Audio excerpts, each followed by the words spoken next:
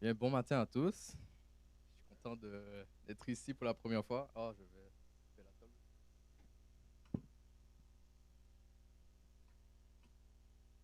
Ah, comme ça, c'est parfait. Bien. Écoutez, c'est moi qui vais faire la prêche aujourd'hui. Puis moi, je me suis dit, j'allais faire quelque chose d'un peu différent. Parce que je pense que plusieurs d'entre vous le savent, que maintenant je suis interprète, mais peu d'entre vous savent comment, l'histoire de tout, comment ça s'est passé. Fait que je me suis dit que j'allais vous faire la prédication sous forme de témoignage, dans le fond. Donc, on va juste courber la tête rapidement pour demander à Dieu de nous envoyer son Saint-Esprit.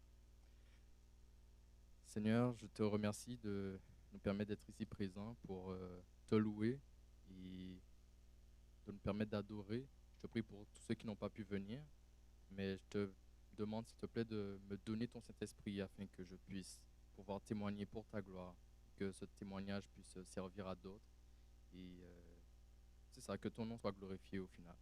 Donc, merci pour tout. Je t'ai prié au nom de ton Fils Jésus-Christ et pour ta gloire. Amen. Contre le micro fait bug un peu, fait que je vais juste.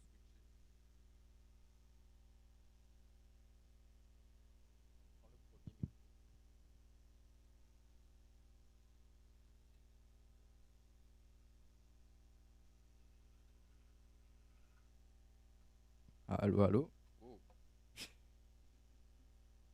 on va juste baisser un peu. Ouais, c'est bon, parfait comme ça. Bien.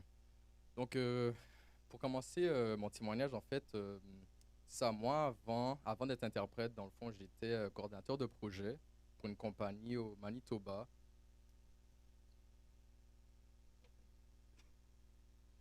Donc, j'étais coordinateur de projet pour une compagnie au Manitoba. Et c'est ça, je travaillais à la maison. Fait que j'aimais un peu ça, mais très vite, j'ai réalisé que j'avais du tout pas de motivation en fait. J'avais pas du tout d'ambition quand je faisais mon travail. Je me sentais vraiment malheureux au final dans mon travail. Et donc, plus le temps passait, malgré, oui, tu sais, je travaillais à la maison, fait que j'aimais ça, mais en même temps, je sentais qu'il y avait quelque chose que je me sentais pas à ma place. Et donc, petit à petit, j'ai commencé à chercher d'autres portes de secours pour, comme activité, dans le fond. Et comme vous savez, on a tous nos amis interprètes ici qui sont toujours en train de parler d'interprétation. Donc moi, je me suis dit, peut-être que ce serait quelque chose qui pourrait m'intéresser. Mais, mais c'est ça. Sauf que, c'est ça. Moi, j'ai été diagnostiqué avec le TDA il y a peut-être à 25 ans. Et donc, moi, je me suis dit, c'est impossible que je serais capable d'écouter quelqu'un parler, puis de traduire dans ma tête, puis d'interpréter en même temps. C'était comme impossible dans ma tête. Fait que j'avais comme laissé ça de côté. Ça, ça faisait peut-être 1 an qu'ils en parlaient, puis moi, je me suis dit, ça va juste pas marcher. Puis, à force de faire des recherches, puis à force d'entendre tout le monde me parler de ça, je me suis dit peut-être que ça pourrait être intéressant. Donc petit à petit, une autre chose aussi que je m'étais dit, c'est que... Oh, ouais. Allô? Yes, merci beaucoup. Donc une autre chose que je me suis dit, c'est que si j'avais des outils qui me permettaient de faire l'interprétation qui m'aidait, peut-être que ce serait une option pour moi. Donc c'est ça. Avec le temps, j'ai fini par réaliser que l'interprétation, c'est peut-être possible. Puis je me rappelle, si on avance un peu, on était rendu à avril 2023. On a eu une rencontre avec June et Jay. On était allés manger au resto. Et c'était juste une rencontre pour parler de la vie, parler de business aussi. Et justement, dans cette rencontre-là, on a parlé bien sûr d'interprétation aussi. Puis là, à ce moment-là, j'étais comme vraiment, ok, là c'est vraiment quelque chose qui attire mon intérêt. Je serais vraiment intéressé à le faire. Et je me rappelle vers la fin à la fin de la rencontre, on était en train de partir et on était en train de partir, puis Jay et moi on parlait. Puis tellement on parlait qu'on s'est dit, bon, on va juste retourner à l'intérieur parce qu'on était rendu à parler beaucoup. Et on a parlé vraiment de mon travail, à quel point genre, j'étais vraiment malheureux, puis j'avais pas vraiment de motivation dans mon travail. Et il m'a parlé un peu de son histoire à lui. Bon, je vais lui laisser parler de son histoire. Donc, Mais dans le fond, lui aussi, il avait eu une situation similaire où il se sentait pas bien dans son travail. Et il m'avait dit, je me rappelle, que parfois, ben, c'est pas toujours le cas, mais parfois, lorsqu'on se sent pas bien là où on est, c'est peut-être que Dieu nous dit que c'est peut-être temps de changer de voie, quoi. C'est pas toujours le cas, mais ça se peut. Fait que là, ça a résonné dans ma tête. Je me suis dit, effectivement, peut-être que Dieu est en train de me parler, mais je ne sais pas. Euh, Fait que c'est ça. Là, c'était le dimanche soir qu'on a eu cette rencontre-là. C'était le 22 avril, si je me rappelle bien. Donc là, le lundi matin, donc le 23 avril, je me réveille le matin, vraiment pas motivé. Je pense que j'ai jamais été aussi démotivé de commencer ma journée le matin. Et c'est ça. Fait que je me suis réveillé, puis la discussion qu'on avait eue la veille, justement, était restée dans ma tête. Et je me suis dit, tu sais quoi, je vais faire une expérience avec Dieu. Fait que là, j'ai voulu faire une expérience un peu à la Gédéon. Fait que pour ceux qui connaissent pas, l'histoire de Gédéon se trouve dans le livre de Juges, c'est dans le chapitre 6. Et donc, Gédéon, en fait, était le plus petit de sa famille, et sa famille, c'était la plus pauvre de sa tribu. Donc, en gros, Gédéon, c'était vraiment comme... il était personne. Et c'est bizarre parce que Dieu a dit à Gédéon, c'est toi que je vais utiliser pour délivrer le peuple d'Israël des Madianites, si je me rappelle bien. Et Gédéon, lui, il était comme, ouais, mais Seigneur, je suis personne. Comment est-ce que tu me demandes à moi de délivrer Israël de Madian alors que je suis personne? Pourquoi ne pas prendre quelqu'un qui est plus haut placé, un héros, quelqu'un d'une famille noble? Et donc, Gédéon avait mis Dieu à l'épreuve. Donc, il avait dit à Dieu, ben, juste pour s'assurer que c'était vraiment Dieu qui lui parlait, Gédéon avait demandé à Dieu plusieurs signes. Donc, pour lui dire, OK, si tu me montres ce signe-là, si tu fais tel signe, je saurai que c'est toi. Puis là, le premier signe, Dieu répondait. Il était comme, OK, d'accord, OK, un deuxième signe. Si tu me montres le deuxième signe, je saurai que c'est toi. Là, toujours pas. Troisième signe. Il demande à Dieu un troisième signe. Puis Dieu a répondu à chaque fois. Fait que là, au troisième signe, il s'est dit, OK, là, je crois vraiment que c'est toi qui me demande, ben, qui est derrière moi. Donc c'est ça. Moi, j'ai voulu faire une expérience un peu similaire, si on peut dire. Euh, mais moi, mon expérience, moi, les signaux que j'ai demandé à Dieu, c'était pas vraiment des gros signes. Parce que dans le fond, j- on avait une rencontre hebdomadaire avec ma manager. Et moi, le signe que j'ai demandé à Dieu, c'était juste, Seigneur, si ma manager me parle de quelque chose de négatif,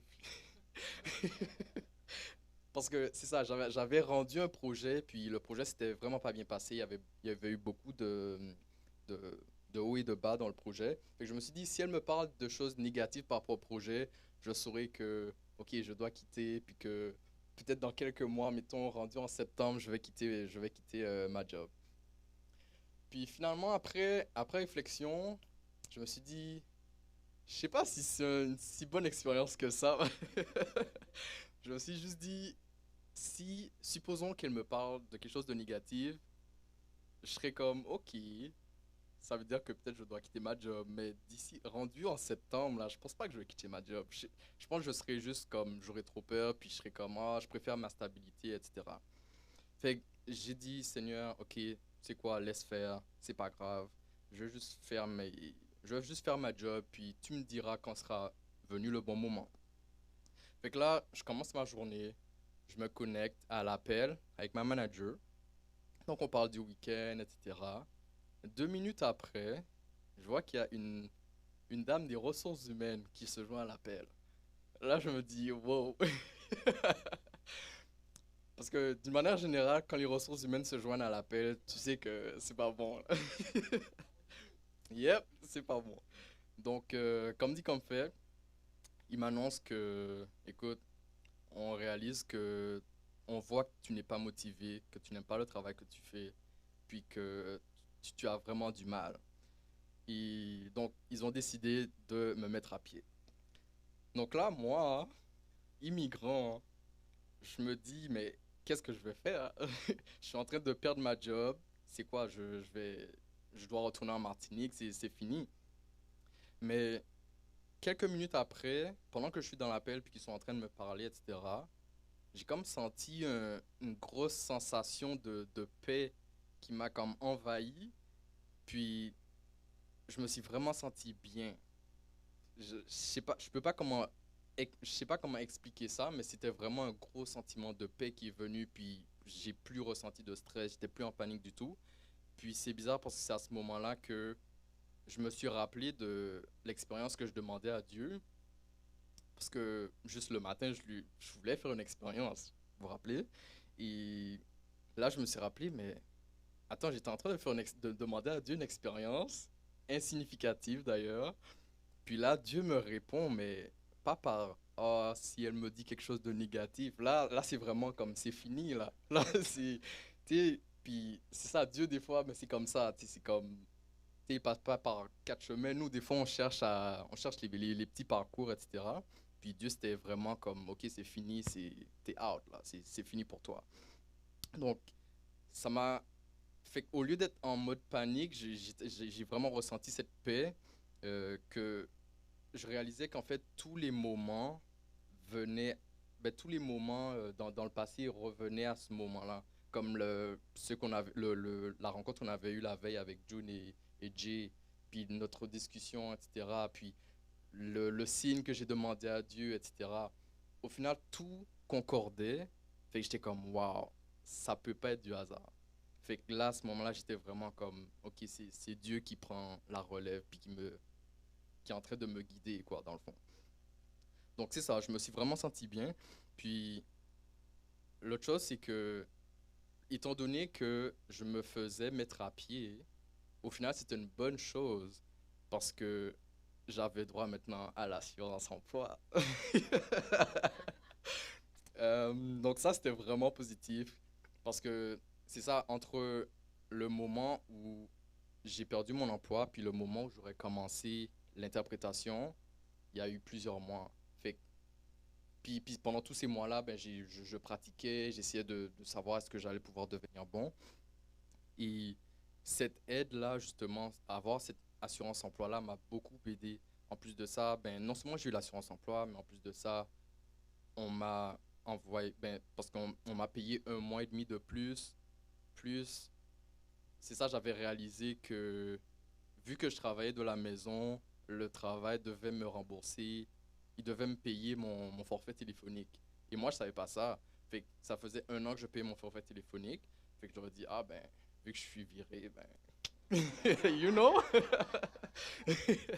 Fait que c'est ça, ils m'ont envoyé tout cet argent-là. Fait qu'au final, ça m'a vraiment aidé à passer à travers tous ces mois où je n'avais pas d'emploi. Et, et Dieu est tellement plein de bénédictions parce que je n'ai pas eu, ben, je n'ai pas perdu d'argent au final. Je n'ai pas eu à prendre dans mes économies au final. Puis en plus de ça, Dieu n'arrêtait pas de me faire des petits clins d'œil parce que vous savez, dans les moments difficiles où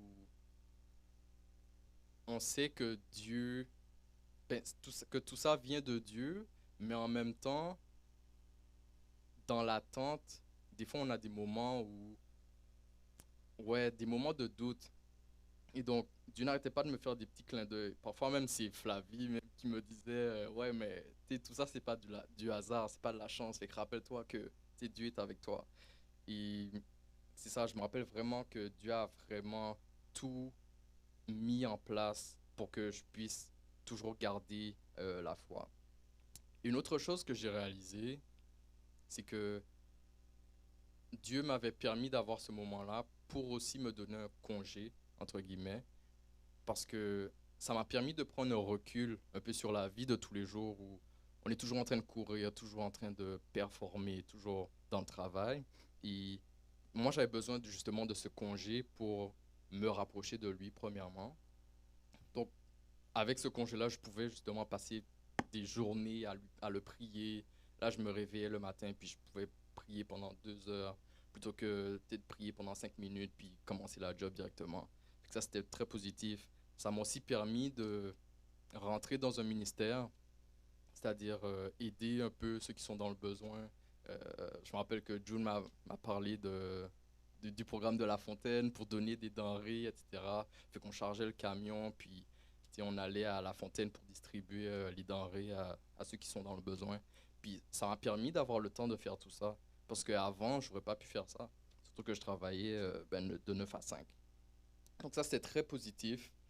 Et finalement, en septembre, c'est en septembre que j'ai commencé officiellement l'interprétation. Shout out to June, qui a pu me donner ma chance. Puis, ben, tous les interprètes m'ont vraiment comme accueilli, m'ont vraiment aidé, m'ont vraiment soutenu. Et jusqu'à maintenant, d'ailleurs, je continue à sentir la bénédiction de Dieu parce que jusqu'à maintenant, je vois que Dieu est là dans les petits moments. Tu sais, des fois, je me prépare pour un contrat, puis je vois que, par exemple, je vois que si c'est un contrat super difficile, des mots, des terminologies très difficiles, puis au final, Dieu permet qu'il y a quelque chose. Puis, ou bien il permet que, par exemple, c'est mon collègue qui aura le côté, la partie difficile. Ou alors, il permet que, je sais pas, le client a comme annulé à la dernière minute. Fait, en tout cas, donc c'est plein de choses comme ça où je vois que la main de Dieu continue à agir même après m'avoir donné ma bénédiction. Donc la bénédiction continue. C'est pas juste une bénédiction d'un coup, puis après ça, je te laisse, puis débrouille-toi. Donc ça a vraiment été positif.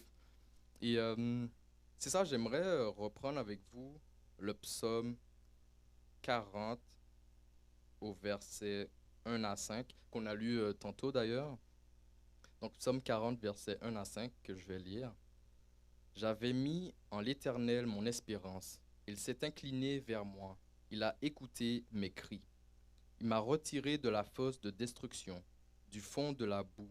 Il a dressé mes pieds sur le roc. Il a affermi mes pas. Il a mis dans ma bouche un cantique nouveau, une louange à notre Dieu. Beaucoup l'ont vu et ont eu de la crainte, et ils se sont confiés en l'Éternel.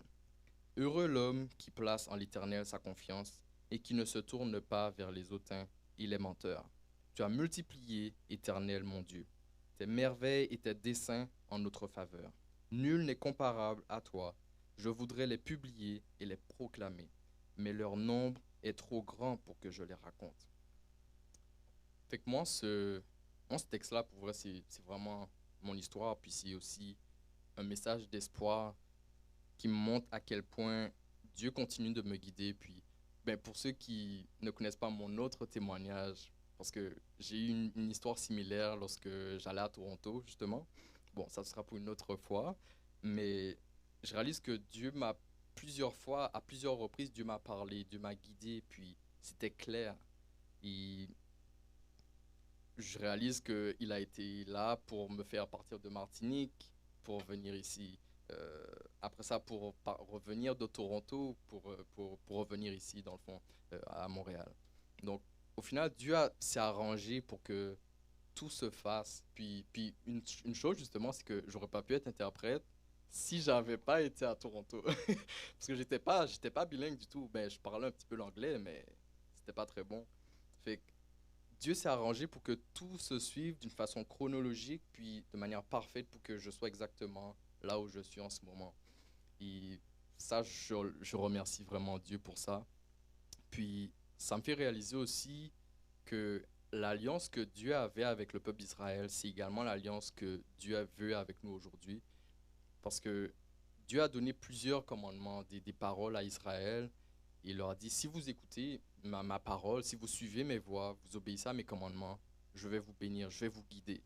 Et on l'a vu qu'à chaque fois que Israël ils obéissaient, Dieu les guidait, leur permettait d'aller, Dieu leur permettait d'avoir des victoires, leur permettait d'aller exactement à la bonne destination. Et c'est la même alliance que Dieu veut également aujourd'hui avec nous. Donc, euh, puis je vois aussi ben, dans le verset 3 que je vais juste relire, quand il dit il a mis dans ma bouche un cantique nouveau, une louange à notre Dieu. Beaucoup l'ont vu et ont eu de la crainte, ils se sont confiés à l'Éternel. Fait que quand il parle de il a mis dans ma bouche un cantique nouveau, c'est que Dieu a sorti, ben ça c'est un psaume, fait que je suppose que c'est David. Euh, Dieu a sorti David d'une situation compliquée, mais après ça, Dieu a mis dans sa bouche une louange. Ça veut dire que lorsque Dieu nous bénit, c'est pour après, à notre tour, être une bénédiction pour les autres. Et ça, c'est l'une des plus grosses choses que j'ai tirées de cette expérience que j'ai vécue avec Dieu. Parce que, comme je vous ai dit, ça m'a donné le temps de prendre du recul pour avoir plus de temps pour aider les autres, etc. Mais ça m'a permis justement de réaliser à quel point je vis ma vie tellement d'une façon selfish, égoïste. Euh, et ouais. Donc c'est ça, je suis vraiment égoïste, puis tout ça, ça m'a permis de réaliser à quel point Dieu veut que je sois une bénédiction pour les autres. Fait que ça me fait juste réfléchir à ça, puis je vous invite justement à vous-même vous poser la question, est-ce que Dieu vous donne des bénédictions juste pour dire, OK, merci Seigneur, cool, puis je continue avec ma vie, ou est-ce que c'est vraiment une bénédiction qui va permettre à d'autres personnes d'avoir d'autres bénédictions aussi? Donc, c'est ça, je vais juste vous laisser avec cette dernière question de la fin. Euh, Est-ce que vous aussi, vous croyez toujours que Dieu continue de vous guider, de vous parler? Est-ce que vous avez toujours cette foi-là que Dieu peut encore vous parler et vous guider? Fait que c'est fini pour moi. Si vous avez des questions, je vous laisse la parole. Ou des réflexions, ou un petit partage d'un petit témoignage.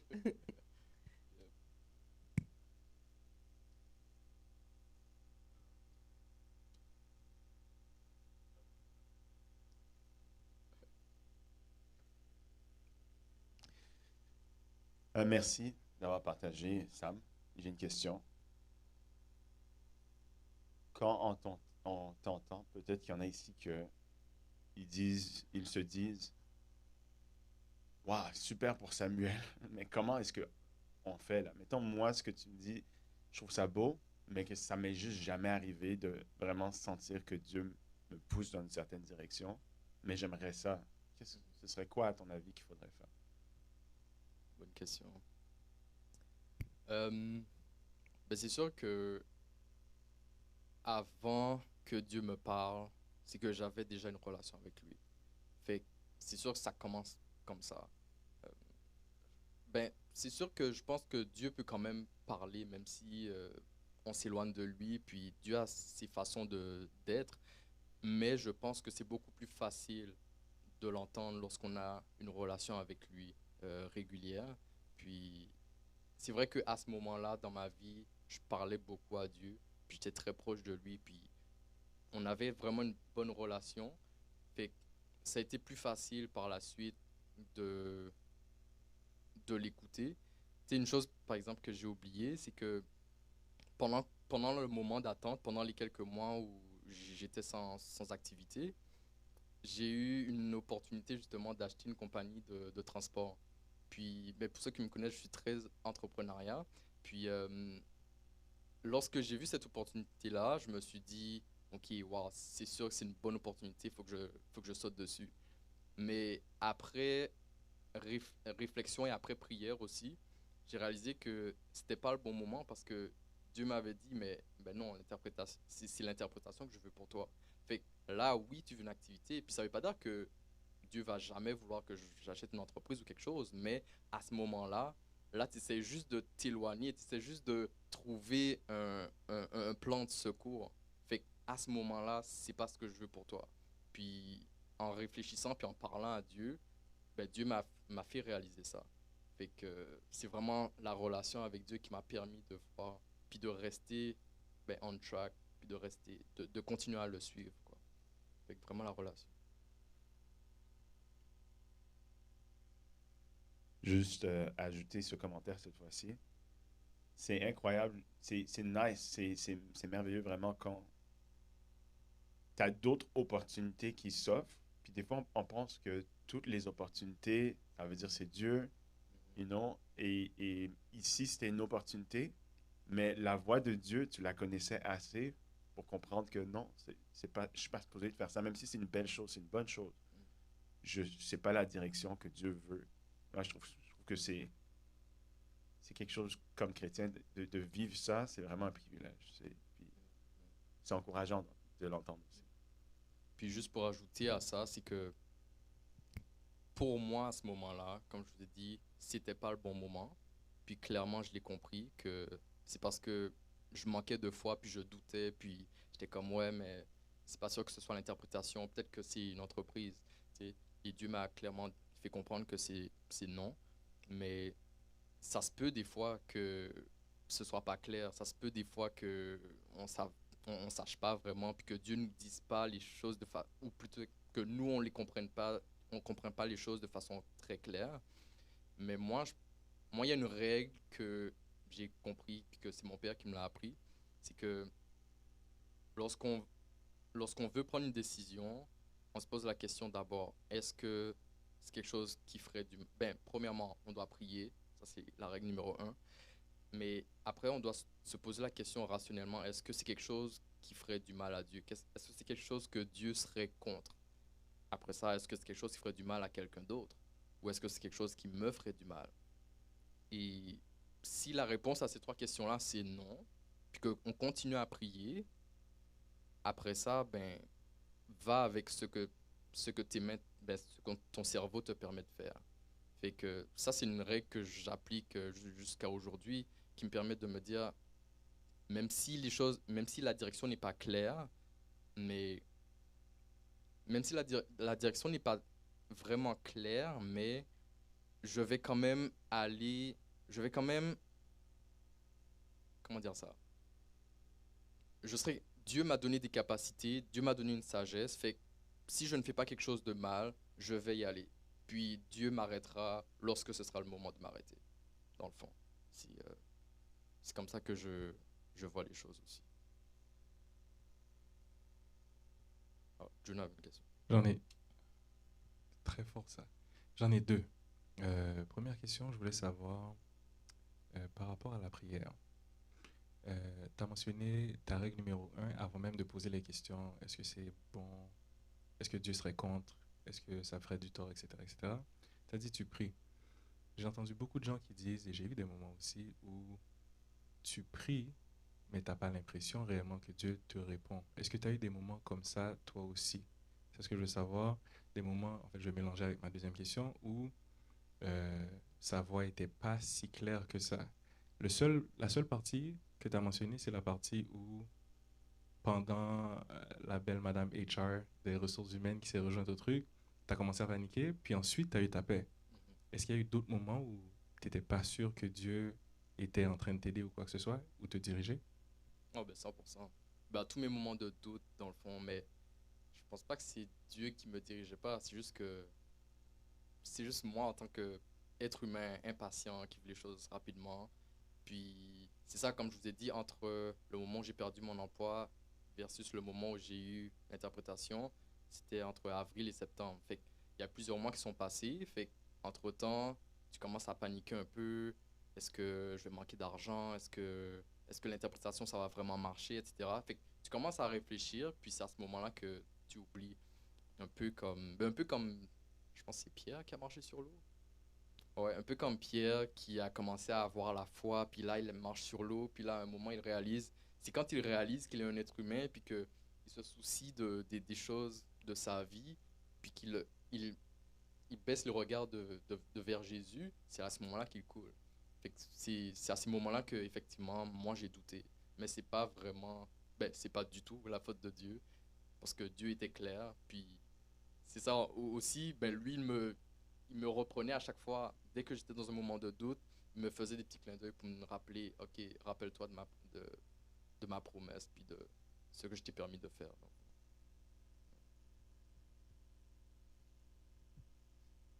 En fait, pardon, c'était justement ma prochaine question, mais je pense que tu vas faire un élément de réponse. Donc peut-être tu en aurais d'autres ou pas. C'est justement quand on est dans le doute, quand on commence à paniquer, on est anxieux. euh, Dieu nous a parlé, on est dans le processus, mais soit ça prend trop de temps, ou ça se fait pas comme on le pensait, ou pas aussi rapidement. Comment on fait?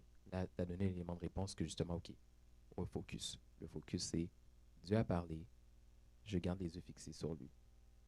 Est-ce que c'est que ça la clé Mhm. ou il y en a d'autres que tu peux nous offrir ou d'autres dans l'Assemblée? Ouais, ben c'est ça. Ben, comme je l'ai mentionné tantôt, c'est que c'est pas forcément que Dieu va nous parler de façon claire. Ou parfois, c'est juste du temps. Parfois, Dieu parle à travers le temps, tout simplement. Puis, c'est vrai qu'on est habitué avec le rythme de la vie à aller foncer, foncer, foncer. Mais on réalise pas que le temps de Dieu, c'est pas notre temps. Ben, notre temps, c'est pas le temps de Dieu, plutôt. Et c'est pour ça que j'ai dit que lorsque je ne suis pas sûr, je me pose les trois questions fondamentales. Est-ce que je fais du mal à quelqu'un? Est-ce que je suis contre Dieu? Est-ce que je me fais du mal? Et si les trois réponses c'est non, dans ce cas, je vais avec ce que Dieu me donne. Je vais avec la sagesse que Dieu m'a donnée, puis avec mon cerveau, puis, tu sais, pareil pour une relation, pour un projet d'entreprise ou bien une carrière, etc. Fait que, ouais.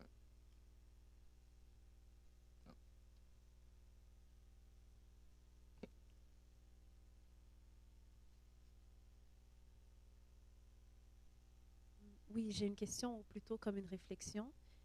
C'est sûr que des fois, on demande quelque chose à Dieu. Dieu nous parle. On sait, comme dans ton cas, tu savais un peu où tu devais te rendre. Peut-être pas nécessairement le comment.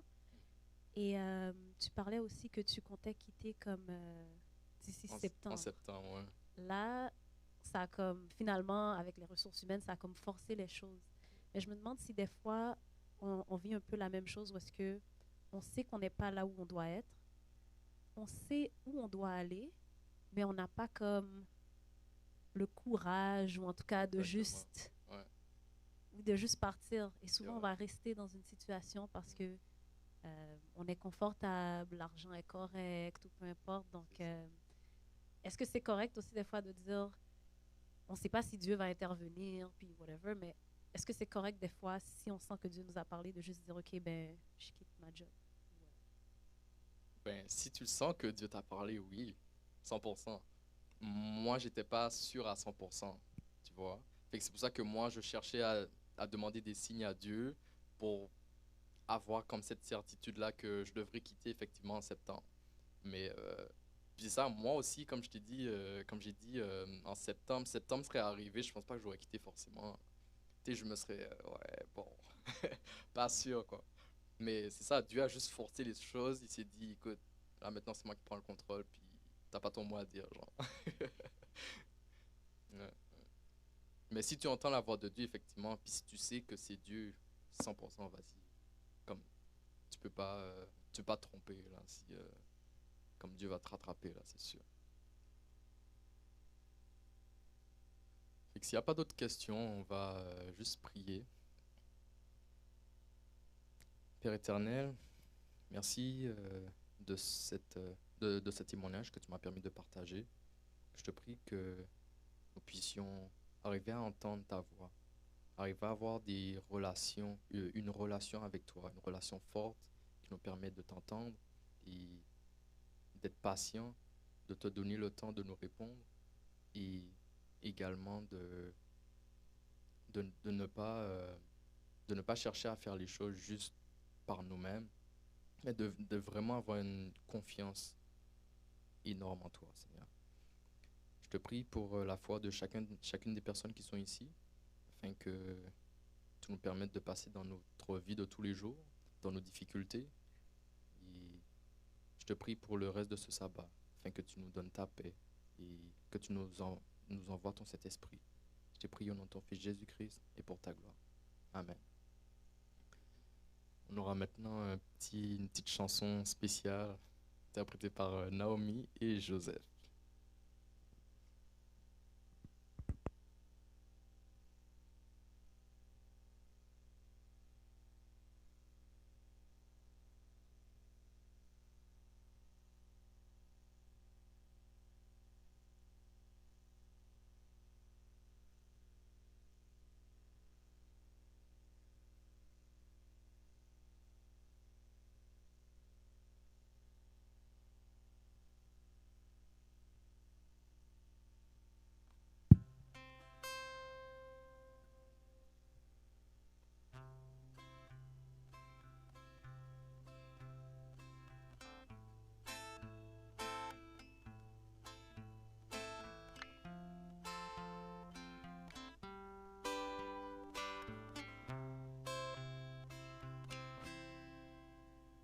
expliquer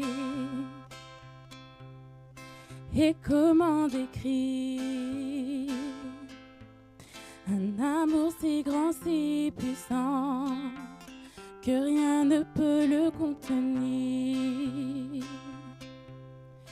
Tu sais mes espoirs, Seigneur, tu sais mes craintes.